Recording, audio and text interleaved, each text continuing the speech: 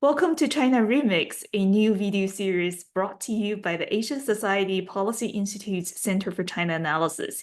Here we dive into China's society, culture, tech, and fashion, the stories that are usually beyond the headlines. Joining me today is my co-host, Barclay Bram, one of our fellows who explores the Chinese society. And today we have a story that's, well, equal parts quirky and fascinating. Barclay, what's the story? Hey, Lizzie, thank you. It's great to be here. That's right. Today we're looking at the night bike ride to Kaifeng, which by some estimates saw around 100,000 young people cycle 50 kilometers in search of soup dumplings. Right, soup dumplings. So, Barkley, when I first heard about this, I was like, really? All for soup dumplings? I mean, I figured it was just another Gen Z moment you see on social media like TikTok, you know? But then I dug deeper and wow, I mean, the sheer number of participants just totally blew my mind. And then the social media frenzy, it wasn't just a quirky food quest. Then I saw those imageries in social media, right? Thousands of students cycling under the stars. They were cheering, blasting music, and singing together. To be honest, it was quite emotional, almost this magical moment. And it was clear to me that it wasn't just a bike ride. It felt more like a shared experience, almost like a pop-up festival. And I mean, you could practically feel the energy, the sense of them being part of something so much bigger. And Berkeley, what's your take on this? Yeah, well, I mean, I'm definitely the kind of person who would cycle 5 hours in search of soup dumplings. So I really loved seeing these videos. And you're right, the atmosphere looks pretty incredible. As you said, like everyone was singing. And I was struck by the fact that some people in the crowd, they were cycling along with giant Chinese flags. There were guys cycling along in wheelchairs. Yeah, it looked amazing. It looked really fun. And yeah, it was just a super exciting gathering of students. And the trend started when four young women from a university in Zhengzhou cycled for soup dumplings and they chronicled the journey online. And it grew and grew in popularity over the summer until this huge night ride that we saw in early November.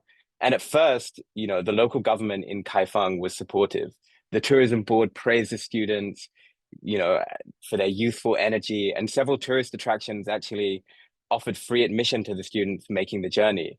So more and more young people joined the craze, which is how we ended up with videos of this enormous ride the other night.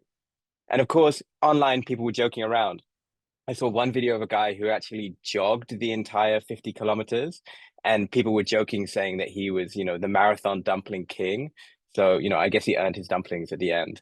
Right. But then let's talk about the chaos that followed, right?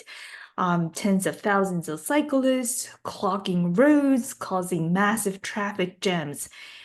It got so huge, and nobody could have seen this coming, it seemed. And of course, it turned controversial, and things I usually do when they get this big.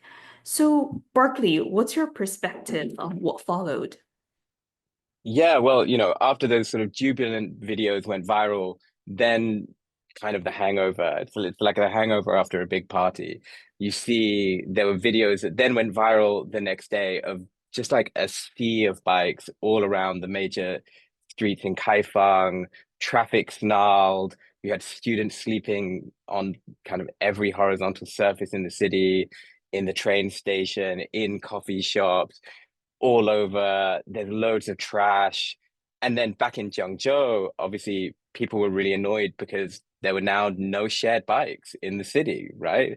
All these kids had taken all of the bikes. So people who relied on these bikes to get to work had no bikes. And so it just, suddenly online there was a backlash.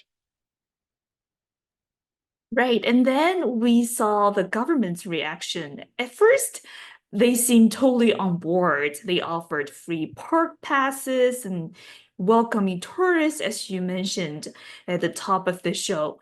But then there was a complete clampdown. We saw roads are closed, colleges issued warnings, and bike sharing platforms added additional restrictions. I mean, Barclay, was it just about safety? Or was there something a little deeper, maybe a fear for those large youth gatherings? Yeah, for sure. I mean, there's a lot of pent-up energy amongst the youth. One of the taglines the students used was "Youth is priceless," or "Youth has no price tag." 青春没有手价. And lots of the quotes I saw from the kids who participated talked about the fact that all they needed to participate was just the price of a shared bike, which even for a 5 hour ride is only a few US dollars. And I saw one young student who was quoted as saying, "Look, this is the one time in my life when I don't have pressure and I can do something like this. I had to participate." So you can sort of feel that energy that the students have, this want to be part of something and this want to have fun and to be kind of dragged away by the moment. And, as we said, like from the local government's perspective at first, this is a great idea. A city like Kaifeng, it needs tourism, it needs to bring more money, and it wants to attract young people to the city. But this isn't high revenue tourism. This is students cycling into town and then sleeping on the floor in train stations and gathering in a park. So once the numbers completely blew up, you can sort of imagine the headache. Traffic flow completely disrupted, bikes everywhere, students everywhere, angry local residents, lots of scrutiny from the national media and government. I kind of feel for the tourism board officials in Kaifeng, who I'm sure have had a really bad week of criticism from their bosses for the mess that this caused. Right. And, yes, I mean, I feel bad for them too. But I mean, controversies aside, here's what I've been thinking. Was it really just about dumplings? Was it just about cheap eats? There was this one student who wrote a post that later went viral. She said, "For a moment, I felt like all my anxieties melted away." And that, I mean, really stuck with me. Maybe it's more about escaping the daily grind, the bigger picture here, right? Youth unemployment, academic stress, and uncertainty about the future. And I mean, for so many, the right might feel like an outlet, a way for them to feel free, even just for a night. And then there was this slogan then that also went viral, right? 青春没有售价, youth is priceless, liberty is priceless. Is there this undercurrent of energy or this thirst for freedom, maybe even a hint of rebellion here? Do you think that rebellious streak was what made authorities so nervous? I mean, does it remind you of the tensions around the youth movement in the past, like in 1989, for example?